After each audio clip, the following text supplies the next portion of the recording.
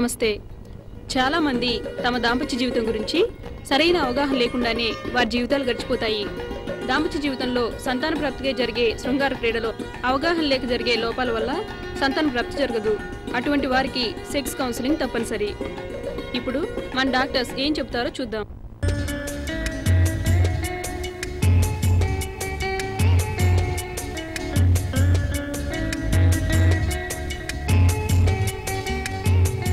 జనాభా విపరీతంగా పెరిగిపోతుందని ప్రపంచమంతా ఆందోళనగా ఉంది కదా.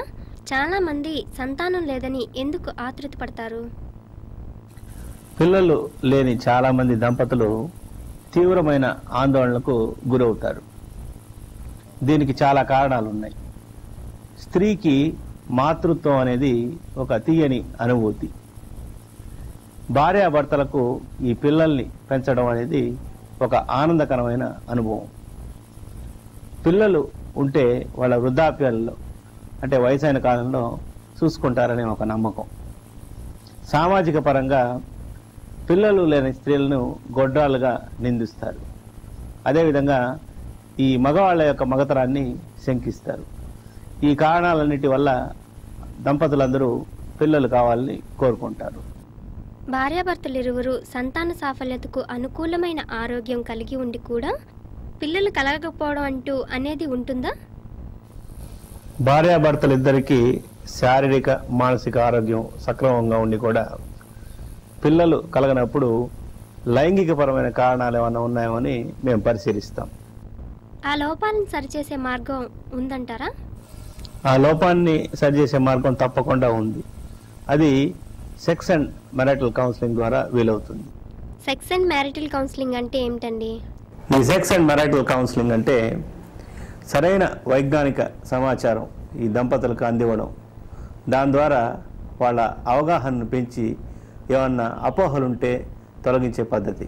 సెక్సువల్ యాక్టివిటీకి సంబంధించిన వైజ్ఞానిక సమాచారం దంపతులకు తెలియకపోవడానికి కారణాలు ఏమిటి? ఈ సెక్షువల్ యాక్టివిటీని గురించిన సరైన వైజ్ఞానిక సమాచారం ప్రస్తుత సామాజిక పరిస్థితుల్లో చాలామంది దంపతులకు తెలిసే ఆస్కారం తక్కువ. మనం హ్యూమన్ డెవలప్మెంటల్ బిహేవియర్ కానీ అబ్జర్వ్ చేస్తే ప్రతి చిన్న పనిని నడవడం, తినడం, మాట్లాడడం, ఈ చదువు ఇదంతా మన తల్లిదండ్రుల దగ్గర నుంచి కానీ ఉపాధ్యాయుల దగ్గర నుంచి కానీ నేర్చుకుంటాం. కానీ ఈ సెక్షువల్ యాక్టివిటీని గురించిన ఇన్ఫర్మేషను మన పెద్దలు అంటే మన తల్లిదండ్రులు పెళ్లి సమయంలో కూడా చెప్పరు.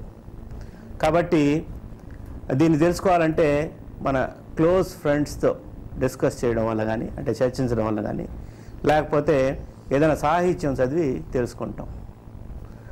దురదృష్టవశాత్తు ఇది ఇట్లా తెలుసుకున్నది అసలు తప్పో రైటో మనం ఎక్కడా వెరిఫై చేసుకోలేం. ఎందుకంటే మిగతా విషయాలు ఏమైనా తెలుసుకోవాలంటే సబ్జెక్ట్స్ తెలుసుకోవాలన్నా దానికి స్టాండర్డ్ బుక్స్ ఉంటాయి, అవి అవైలబుల్. కానీ ఈ సెక్షువల్ యాక్టివిటీకి గురించిన స్టాండర్డ్ టెక్స్ట్ బుక్స్ ఈ మాస్టర్ అండ్ జాన్సన్స్ కానీ క్యాప్లాన్ ఇటువంటి పుస్తకాలు ప్రస్తుతం ప్రజలకు అందుబాటులో లేవు. మరి జంతువులు ఏ పరిజ్ఞానంతో ప్రత్యుత్పత్తి చేస్తుంటాయి?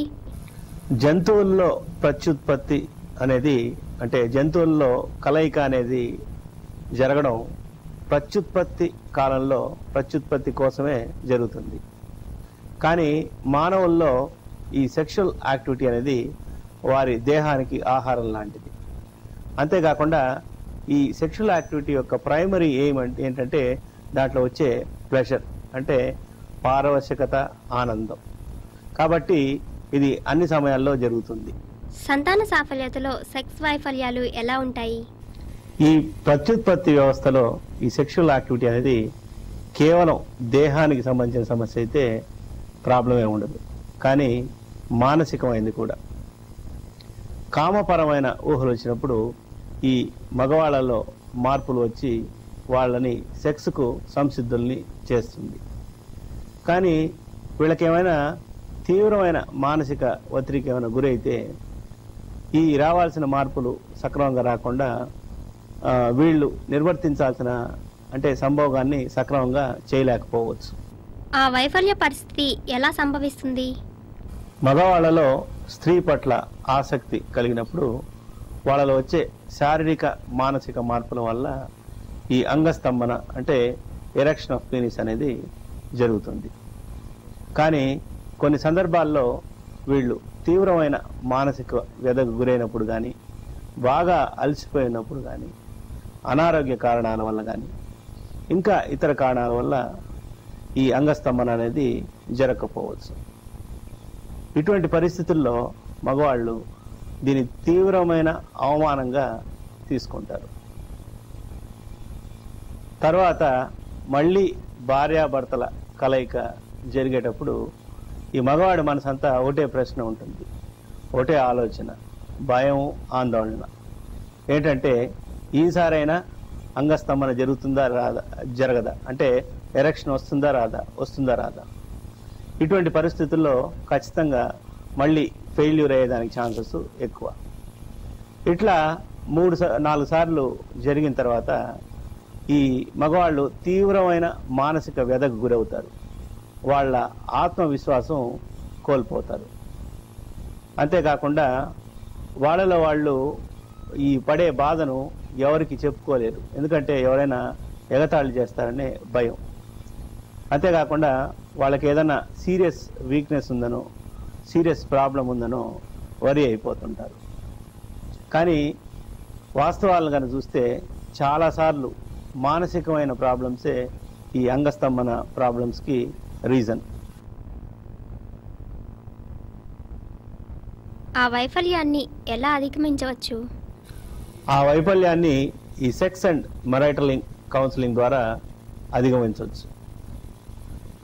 ఇందాక చెప్పినట్టు ఈ సెక్స్లో వైఫల్యం అంటే ఎరెక్షన్ ఆఫ్ పీనిస్ ఎప్పుడైతే రాలేదో దాన్ని మగవాళ్ళు చాలా అవమానకరంగా ఫీల్ అవుతారు.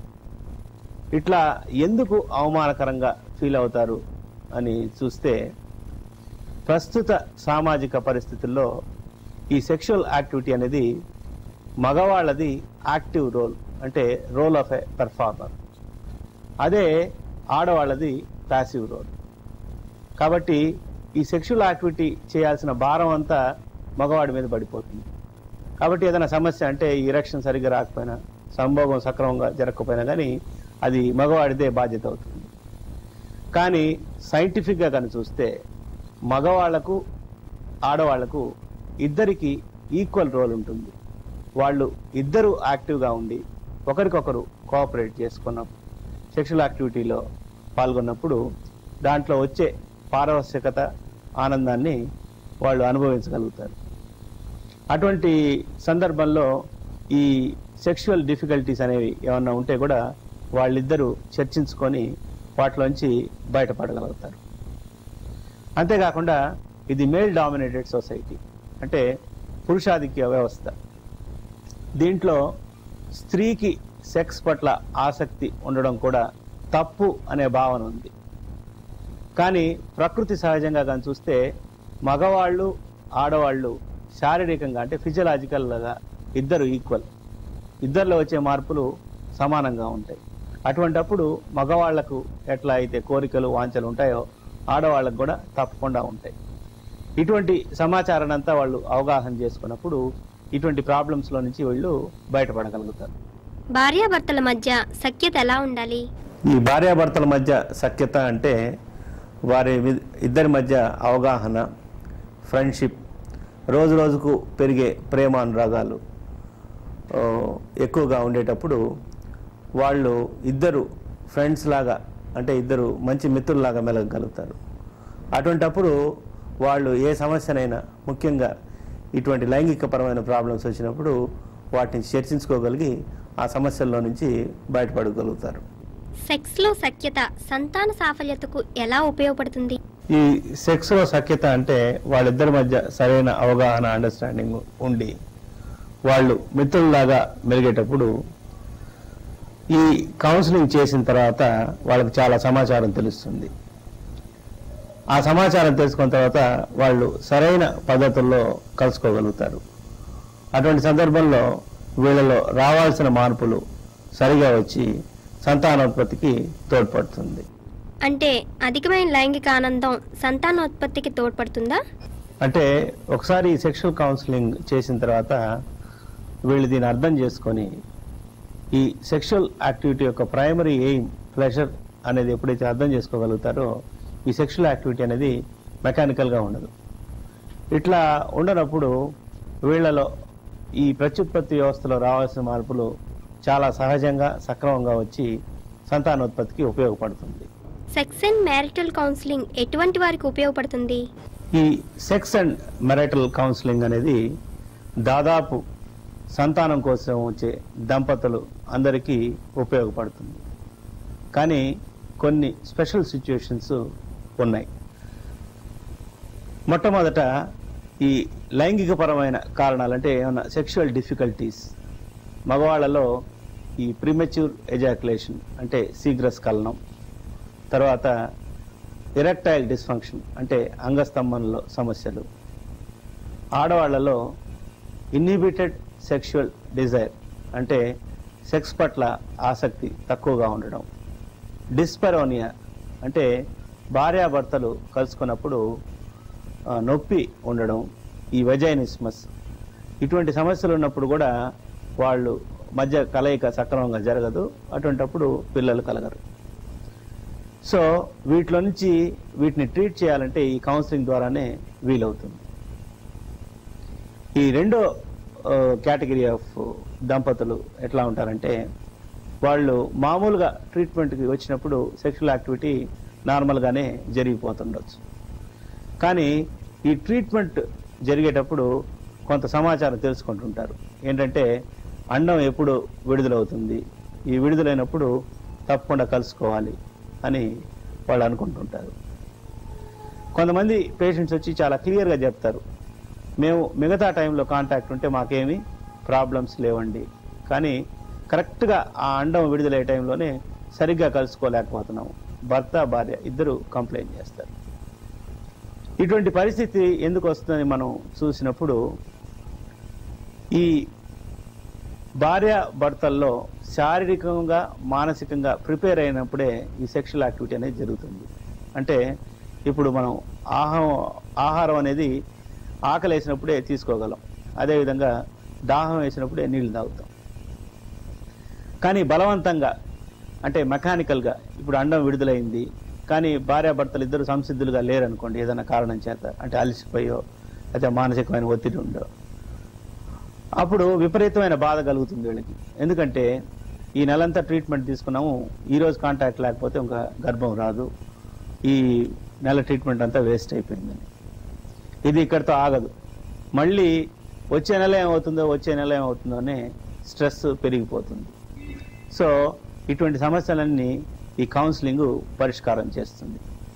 ఇది రెండో సిచ్యువేషన్. మూడో కేటగిరీ ఆఫ్ దంపతులు ఎవరంటే, పురుషులలో వీర్యకణాలు తక్కువగా ఉన్నప్పుడు చాలామంది ఇన్ఫీరియర్గా ఫీల్ అవుతుంటారు, తీవ్రమైన మానసిక వ్యధకు కూడా గురవుతుంటారు. వీళ్ళలో చాలా కాలం సంతానం లేనప్పుడు ఏమనుకుంటుంటారంటే, కేవలం ఈ సెక్షువల్ యాక్టివిటీ అనేది పిల్లల కోసమే కదా, మరి పిల్లలు లేనప్పుడు ఇంకెందుకు, అంటే వాళ్ళలో ఫ్రీక్వెన్సీ చాలా తగ్గిపోయి ఉంటుంది, ఆసక్తి కూడా చాలా తగ్గిపోయి ఉంటుంది. ఇటువంటి పరిస్థితుల్లో కూడా ఈ కౌన్సిలింగ్ ద్వారా ఈ ప్రాబ్లంని సాల్వ్ చేయవచ్చు.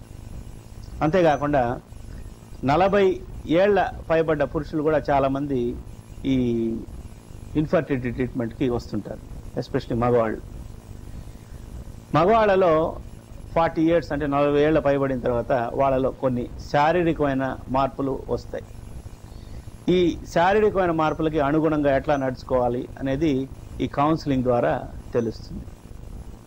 ఆఖరుగా ఈ భార్యాభర్తలు కలుసుకునేటప్పుడు వీర్యం వృధా కాకుండా ఉండాలంటే ఎట్లా కాంటాక్ట్ ఉండాలి, ఎట్లా సంభోగం చేయాలని ఈ విషయాలు కూడా ఈ కౌన్సిలింగ్ ద్వారా తెలుస్తాయి. సెక్స్ అండ్ మ్యారిటల్ కౌన్సిలింగ్ వల్ల లాభాలు ఏమిటండి? ఈ సెక్షువల్ కౌన్సిలింగ్ వల్ల చాలా ఉపయోగాలు ఉన్నాయి. ముఖ్యంగా frequency of inter course increase అవుతుంది. తర్వాత ఈ క్వాలిటీ ఆఫ్ ఇంటర్ కోర్స్ కూడా పెరుగుతుంది. ఈ భార్యాభర్తలు ఇద్దరికి భావప్రాప్తి కూడా ఎక్కువ అవుతుంది. వీళ్ళిద్దరూ మధ్య ఫ్రెండ్షిప్ పెంచి వీళ్ళిద్దరూ మంచి మిత్రుల్లాగా తయారైనప్పుడు వీళ్ళు ఈ ట్రీట్మెంట్కి డాక్టర్స్తో కోఆపరేట్ చేయగలుగుతారు. ఇటువంటి పరిస్థితుల్లో వీళ్ళకి గర్భం వచ్చే అవకాశాలు పెరుగుతాయి. బుక్స్ చదివి తెలుసుకోకూడదా? బుక్స్ చదివి కూడా తెలుసుకోవచ్చు. కానీ ఏదైనా డౌట్స్ వచ్చినప్పుడు ఇవి క్లారిఫై చేయలేవు కదా. అటువంటి సందర్భాల్లో వీళ్ళు నిపుణులైన డాక్టర్ని కలుసుకొని ఈ ఇన్ఫర్మేషన్ అంతా తీసుకొని డౌట్స్ ఏమన్నా ఉంటే క్లారిఫై చేసుకోవచ్చు. సంభోగ సమయంలో ఆడవారికి వచ్చేటటువంటి లైంగిక సమస్యలు ఏమిటి? సంభోగ సమయంలో ఆడవారికి కొన్ని లైంగిక సమస్యలు వస్తాయి. వాటిని గురించి వివరిస్తాను. ఇన్హిబిటెడ్ సెక్షువల్ డిజైర్ అని ఒక ప్రాబ్లం, అంటే దానికి లైంగిక వాంఛ తక్కువగా ఉండడం అని చెప్తారు. దీనికి 2 ముఖ్యమైన కారణాలు ఉన్నాయి. మంచి స్త్రీకి లైంగిక వాంఛ ఉండడం తప్పు అని సమాజం తరతరాలుగా నిర్దేశిస్తుంది. ఇంకొక కారణం ఏంటంటే భార్యాభర్తల మధ్య గౌరవం, ఈ ఆత్మీయత, అనురాగం తక్కువగా ఉండడం. ఈ సెక్స్ అండ్ మ్యారిటల్ కౌన్సిలింగ్లో ఏం చెప్తామంటే ఈ స్త్రీకి లైంగిక వాంఛ ఉండడం తప్పు కాదు అని ఆమె గ్రహించేటట్టు చెప్తాం. ఈ భార్యాభర్తల మధ్య కూడా ఆత్మీయత, అనురాగాన్ని పెంచి వాళ్ళు మంచి మిత్రులుగా మెలిగేటట్టు చేస్తాం. ఈ విధంగా ఈ సమస్య పరిష్కారం అవుతుంది. ఇంకొక సమస్య ఏంటంటే డిస్పరూనియా అని చెప్తాం. అంటే సంభోగ సమయంలో స్త్రీకి నొప్పి పుట్టడం. దీనికి వేరే కారణాలు కూడా ఉంటాయి, ఇన్ఫెక్షన్స్ అట్లాంటిది. అది కాకుండా ఈ సంభోగం వల్లనే వచ్చే కారణం ఏంటంటే స్త్రీ జననాంగం పూర్తిగా విచ్చుకోకముందు ఈ సంభోగం జరగడమే. అంటే ఈ కౌన్సిలింగ్లో స్త్రీ పూర్తిగా ఎగ్జైట్ అయినప్పుడే ఈ జననాంగం పూర్తిగా విచ్చుకుంటుంది. అప్పుడు సంభోగం జరిగినప్పుడు ఈ నొప్పి అనేది ఉండదు. ఇది కౌన్సిలింగ్ ద్వారా వాళ్ళకి చెప్పిస్తాం. ఇంకొక సమస్య ఏంటంటే వెజైనిస్మస్. ఇక్కడ ఈ స్త్రీ జననాంగం అసలు మూసుకుని పోతుంది అన్నమాట. అంటే సంభోగం అనేది జరగడానికే వీలు కాదు. ఇది ఎందువల్ల అంటే సంభోగం జరిగితే నొప్పి ఉంటుంది అని స్త్రీలో ఉండే అంతర్గతమైన భయం వల్ల. ఈ కౌన్సిలింగ్ లో ఈ భయాన్ని అంచెలంచెలుగా తొలగిస్తాం. ఇంకొక ప్రాబ్లం ఏంటంటే ఈ సంతానం లేని దంపతుల్లో కొంతమందిలో ఈ సమస్య కనిపిస్తుంటుంది. ఈ భార్య అండం విడుదలయ్యే సమయంలో సంభోగం ఖచ్చితంగా జరగాలి, గర్భం రావాలంటే అని భర్తని ఒత్తిడి పెడుతుంది. భర్తకి విపరీతమైన టెన్షన్ వస్తుంది. ఒక భర్త ఇలా చెప్పారనమాట, ఈ అండం విడుదల సమయంలో నా ప్రాణం తీసేస్తుందండి. అంటే ఒక పెద్ద ఎగ్జామ్ రాసినట్టు అయిపోతుంది. తర్వాత ఇది జరిగిన తర్వాత ఆమె రిజల్ట్కి ఎదురు చూసినట్టు అనమాట. గర్భం వస్తుందా రాదా అని ఎదురు చూడడం, పీరియడ్స్ రాగానే ఇంకా బాధపడుతూ ఏడవడం, ఇలా చెప్పారు. తర్వాత వాళ్ళకి కౌన్సిలింగ్ తర్వాత 2 monthsలోనే ప్రెగ్నెన్సీ వచ్చింది. ఇప్పుడు వాళ్ళకి 2 పిల్లలు. ఈ కౌన్సిలింగ్ లో ఏం చెప్తామంటే కేవలం గర్భం వరకే ఈ సంభోగం జరిగితే అది గోల్ ఓరియంటెడ్ సెక్స్ అవుతుంది. అంటే మెకానికల్ అయిపోతుంది, అంటే యాంత్రికంగా అయిపోతుంది. కౌన్సిలింగ్ తర్వాత వాళ్ళు ఈ గర్భం వస్తుందా రాదా అనే మనస్తాపం నుంచి బయటపడి ఈ లైంగిక ఆనందం మీదనే మనసు లగ్నం చేస్తారు. కాబట్టి ప్రెగ్నెన్సీ వచ్చే అవకాశం పెరుగుతుంది. ఇంకొక సమస్య ఏంటంటే ఎఫ్లూవియం సెమినిస్. అది ఇప్పుడు ఈ పిక్చర్ ద్వారా చెప్పిస్తాం. ఎఫ్లూవియం సెమినిస్ అని ఒక కండిషన్. ఇక్కడ ఏమవుతుందంటే స్త్రీ సంభోగం తర్వాత వీర్యం బయటకు వచ్చేస్తుంది అని చెప్తుంది. ఇది ఎలా జరుగుతుందంటే స్త్రీ జననాంగం పూర్తిగా విచ్చుకోకముందే ఈ సంభోగం జరుగుతుంది. ఇప్పుడు సంభోగం ఎలా జరుగుతుంది, అక్కడ జననాంగంలో వచ్చే మార్పు ఏమిటి అని చూస్తాం. ఇది గర్భాశయం, ఇది జననాంగం అంటే వెజైనా అని చెప్తాం. ఈ జననాంగం సాధారణంగా ఉన్నప్పుడు ఇలా నారో స్పేస్ గా ఉంటుంది. ఈ స్త్రీ బాగా ఎగ్జైట్ అయినప్పుడు ఈ జననాంగం విచ్చుకుంటుంది. ఇది 3 స్టేజ్ల్లో జరుగుతుంది. ఇది స్త్రీ జననాంగం. ఇది మొదటి స్టేజ్లో ఇది ఇలా విచ్చుకుంటుంది. అంటే ఇది తడి అవుతుందన్నమాట. దీన్ని స్టేజ్ ఆఫ్ ల్యూబ్రికేషన్ అని చెప్తాం. ఈ స్టేజ్లో సంభోగం జరిగితే కూడా ఇంద్రియం అంటే వీర్యం బయటకు వచ్చేస్తుంది. ఇది రెండవ స్టేజ్ అన్నమాట. ఇక్కడ ఈ జననాంగం లోపల భాగం విచ్చుకుంటుంది. ఇది కూడా కొద్దిగానే విచ్చుకునింది. ఈ సమయంలో సంభోగం జరిగితే కూడా ఈ వీర్యం అనేది బయటకు వచ్చేస్తుంది. ఇది మూడవ స్టేజ్ అన్నమాట. ఈ జననాంగం ఒక లోపల భాగం పూర్తిగా విచ్చుకుంటుంది, అంటే ఒక బలూన్ లాగా అయిపోతుంది. అప్పుడు ఈ వెలుపలి భాగం ఏమవుతుంది, ఒక కుషన్ లాగా ఏర్పడుతుంది. దీన్నే ఆర్గాస్మిక్ ప్లాట్ఫామ్ అని చెప్తాం. ఇది ఈ మూడవ స్టేజ్ లో ఈ జననాంగం పూర్తిగా విచ్చుకుంటుంది. ఇప్పుడు సంభోగం జరిగినప్పుడు ఈ ఆర్గాస్మిక్ ప్లాట్ఫామ్ ఈ పురుషాంగంని మృదువుగా స్పర్శిస్తుంది.